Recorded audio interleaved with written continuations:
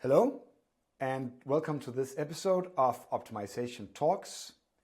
My name is Dohn, and I'm a co-CEO and founder of Copenhagen Optimization.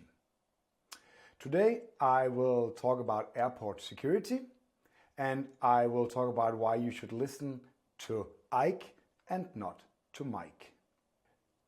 In Copenhagen Optimization, we have been working extensively with airport security, and especially the passenger processing in airports.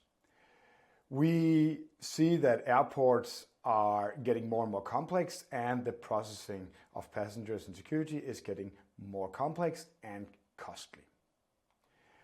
Therefore, plans are necessary to navigate this complexity, and airports are well aware, so they often have plans for security.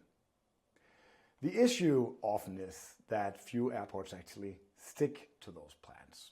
What I mean by that is that the plans are good initially, the day before or whenever they're produced, but then reality hits. And some things don't go as expected, and the airports, the people, the staff in the operations need to deviate from the plan, which means the plan is thrown out the window and it's more based on intuition and experience from there. What Mike Tyson would describe with this quote: "Everyone has a plan until they get punched in the mouth."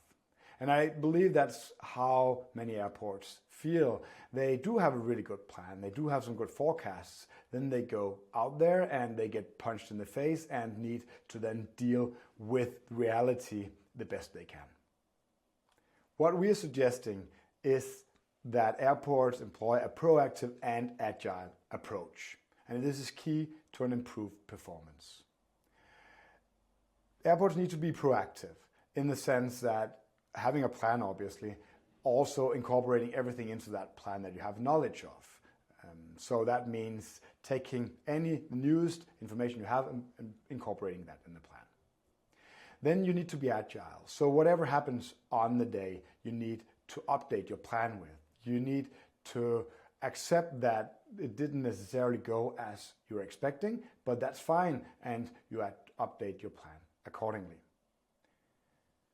In the words of Ike, which was the nickname of a former US president, this means plans are worthless, but planning is everything. So don't put too much into that specific plan, but the planning process itself is what brings the value. You must be able to adapt. You need to continuously update your plans. And if you do that, that's essential, that's super valuable. In a security setting, in an airport, security performance is usually measured in 3 different ways. It's around effectiveness, the quality of the security check. Do you find the items that you need to, and so on. There's ways to measure that. Then there's the efficiency. Is the operations running as smoothly as it should be? Often this means that if it isn't, you're accumulating queue, you'll see wait times. Then finally, there's another service aspect, which is more qualitative, more around the hospitality, the service level that is perceived by the passenger. In this, I'm focusing mainly on the efficiency of the checkpoint as measured by wait time. So what causes wait time? We've been working a lot with airports all over the world, and I'll claim that whenever you see wait time in a security checkpoint, it's always down to one of 3 things, or at its worst, a combination of those. Those 3 things are the passenger forecast, the throughputs, and lane plan compliance, sticking to your plan.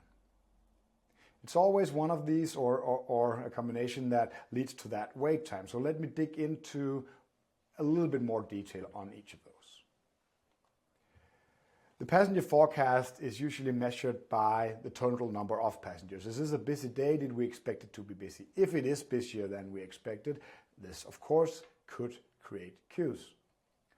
Then also you may actually get the day right, but if the passengers for some reason don't turn up to the security checkpoint as you expected, then again, you may see queues, and therefore you want to be very accurate on those passenger presentations and the forecast of those.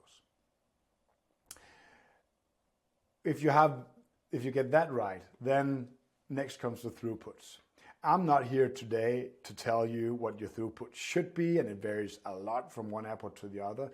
But what I'm saying is that the throughput needs to be in the plans what they are in reality. So plan with realistic throughputs.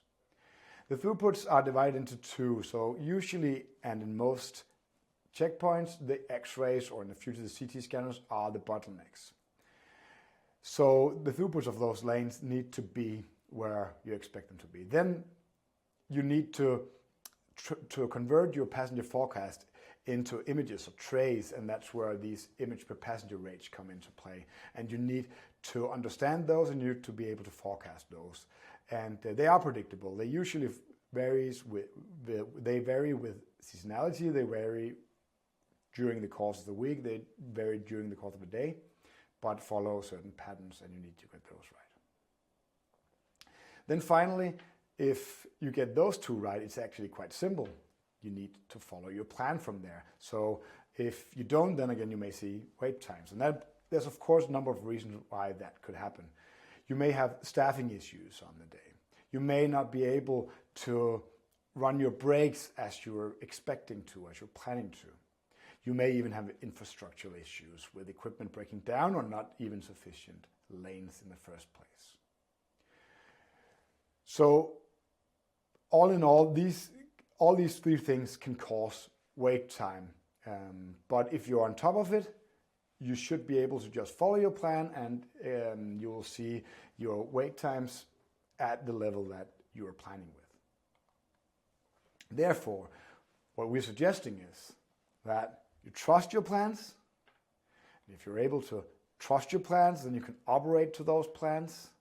And then finally, you need to adapt your plans. So again, back to Dwight D. Eisenhower, you can't rely on that plan you made the day before, but you can if you adapt your plans continuously.